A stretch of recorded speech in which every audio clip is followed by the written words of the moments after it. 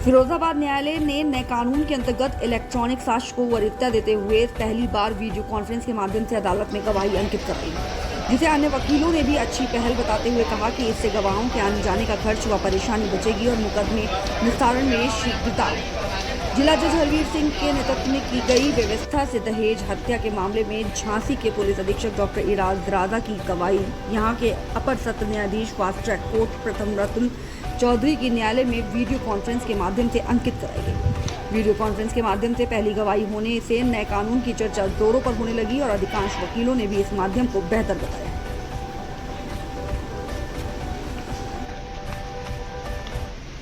मैं अरवेश कुमार शुक्ला, एडीजीसी फौजदारी, court number FTC first. और ये जो केंद्र सरकार और राज्य सरकार द्वारा ये थी कि नए कानून लागू हो जाएं, उसके बाद जो अदालतों में गवाह परीक्षित कराए जाते थे उनको कम से कम समय में और कम व्यय पर और जल्दी न्याय जनता को मिल सके, इसी मंशा को देखते हुए BC से गवाही केंद्र सरकार की मंशा थी और राज्य सरकारें भी यही प्रयास कर रही हैं कि अधिक से अधिक गवाही हो और जल्दी से जल्दी मुकदमों का निस्तारण हो। इसी उसमें एक पत्रावली थी 2020 की दहेज हत्या की, जिसमें SP जालौन गवाह थे, जिनको पत्राचार माननीय न्यायालय श्री अतुल चौधरी जी ने पत्राचार किया कि ऐसे ऐसे गवाही है आपकी, तो वो उधर से वो भी तैयार हो गए कि हाँ मैं BC के द्वारा गवाही करने के लिए तैयार हूँ। तो BC की गवाही हुई तो उसमें जब गवाही हुई तो उसमें क्या था कि वकील साहब बचाव पक्ष के भी अधिवक्ता आए और दोनों इधर से विचार हुई, तो ऐसा लगा कि जैसे ना तो गवाह हमारा दूर है और ना ही अधिवक्ता को पूछने में कोई दिक्कत हुई। इतने सुचारू ढंग से न्यायालय में गवाही हुई और इस गवाही को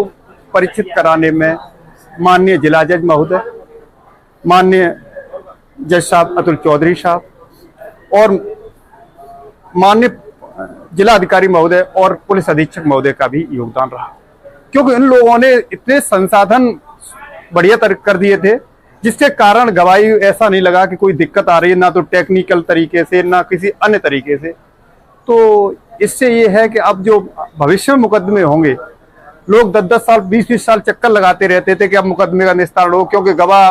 प्रशासनिक पद पर पहुंच गया है, गवाह आने में दिक्कत हो रही थी। उन सबको देखते हुए वीडियो कॉन्फ्रेंसिंग द्वारा गवाही एक ऐसा नया वो आ गया है कि जिससे क्या है मुकदमे 1 साल और 1.5 साल में निस्तारण तो होंगे और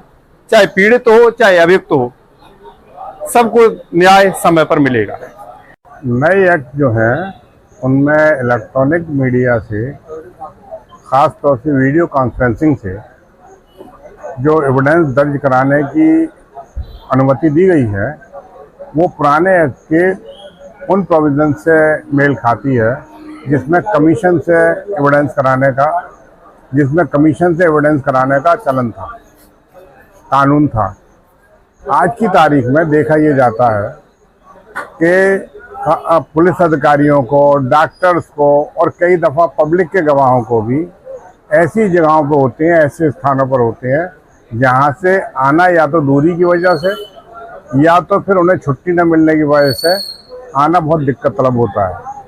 मगर अब वीडियो कॉन्फ्रेंसिंग पे जब जो है गवाही होगी तो निश्चित रूप से जहाँ सरकारी धन बचेगा, वहीं मुकदमों के निस्तारण में जो देरी होती थी उसमें भी समय कम लगेगा। साथ ही जो पक्षकार हैं उनको भी कई दफ़ा गवाह लाने का खर्चा वहन करना पड़ता है, उस खर्चे में भी कमी आएगी। मेरे हिसाब से ये प्रावधान जो है वो सुलभ न्याय, शीघ्र न्याय के आधार पर एक अच्छा कदम है। मेरा नाम शशिकांत पाराशर एडवोकेट है। नए कानून में जो एक नया नियम ये किया गया है कि वीडियो कॉन्फ्रेंसिंग से जो गवाही हो रही है वो एक बेहद अच्छी पहल है। इससे समय भी बचेगा और सरकार का खर्चा भी बचेगा।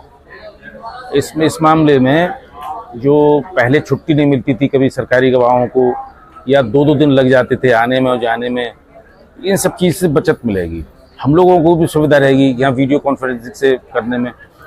और अभी बिल्कुल नई पहल हुई है और उसके तहत फिरोजाबाद में एक गवाही इसमें हो भी गई है।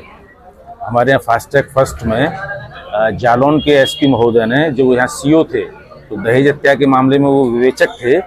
उन्होंने अभी बिल्कुल रिसेंटली वो गवाही की है, जिससे कि इस मुकदमे के शीघ्र निस्तारण में हमें कामयाबी मिलेगी।